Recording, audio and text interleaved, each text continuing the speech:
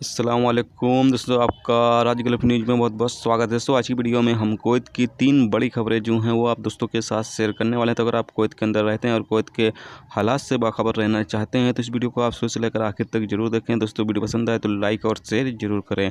चलिए दोस्तों, भी बढ़ते हैं अपडेट की तरफ।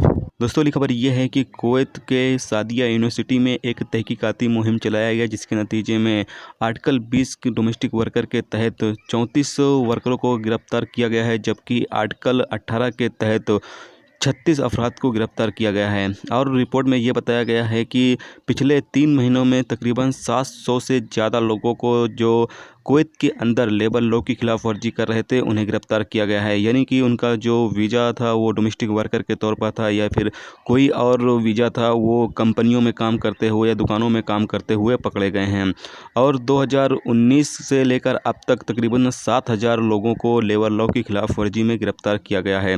पब्लिक कटौती की तरफ से एक अपडेट जारी किया गया है, जिसमें अब बताया गया है कि जो भी कंपनी या कोई भी इदारा ऐसे अफराद को काम पर रखेगा जो यानी कि मसलन कोई डोमेस्टिक वर्कर का वीज़ा लेकर कुवैत में किसी भी कंपनी में काम करता है और वो पकड़े जाने पर फिर जो कंपनी का मालिक होगा उस पर अब जुर्माना किया जाएगा।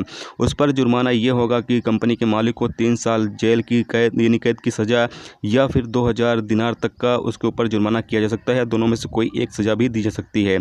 यानी कि ये तमाम कंपनी के मालिकान या फिर जो दुकानदार हैं उनको ये वार्निंग जारी की गई है कि अगर आप कोई भी ऐसे वर्कर जो डोमेस्टिक वर्कर के तौर पर है या फिर कोई भी यानी कि लेबर लॉ की खिलाफ वर्जी करता है, ऐसे वर्कर का अगर आप काम पर रखते हो तो आपको 3 साल की कैद की सज़ा या 2000 दिनार तक का जुर्माना जो है वो आपके ऊपर किया जा सकता है। दोनों में से कोई एक सज़ा भी आपको दी जा सकती है। तो ये एक बड़ी अपडेट है। जो लोग डोमेस्टिक वर्कर के तौर पर आते हैं और बाहर काम करते हैं उन लोगों के लिए एक बड़ी अपडेट है।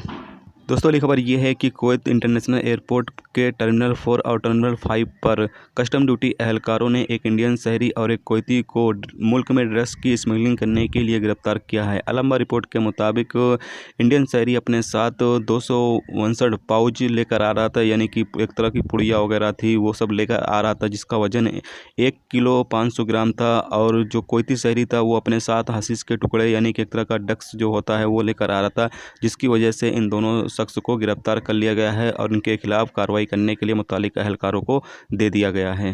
दोस्तों, अगली खबर ये है कि कुवैत वजारत दाखिला के रेसिडेंसी मामलों के under secretary major general Talal Murphy ने ऐलान किया है कि आर्टिकल 18 का रेसिडेंसी रिन्यूअल अगले महीने मार्च 2020 से शुरू हो सकता है।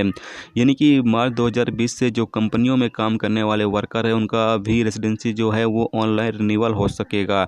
ये अब जो सिस्टम है वो मार्च से शुरू कर दिया जाएगा। आपको पता चलें कि जो भी कंपनी या जो भी मालिकान कंपनी के मालिकान होंगे वो अपना पर्सनल उनका पासवर्ड होगा और अपना कंप्यूटर के जरिए वो अपने वर्करों का जो रेसिडेंसी है वो ऑनलाइन रिन्यूअल कर सकेंगे। इसके लिए उन्हें किसी भी ऑफिस का चक्कर काटना नहीं पड़ेगा। जैसा कि ये सर्विस पहले डोमेस्टिक वर्कर यानी कि आर्टिकल 20 के डोमेस्टिक वर्कर के तौर पर जो लोग काम करते हैं उनके लिए ये सर्विस शुरू की जा चुकी है, लेकिन अब ये सर्विस जो है जो कंपनियों में काम करने वाले वर्कर हैं आर्टिकल 18 के तहत उन लोगों के लिए भी ये सर्विस शुरू की जा रही है मार्च 2020 से।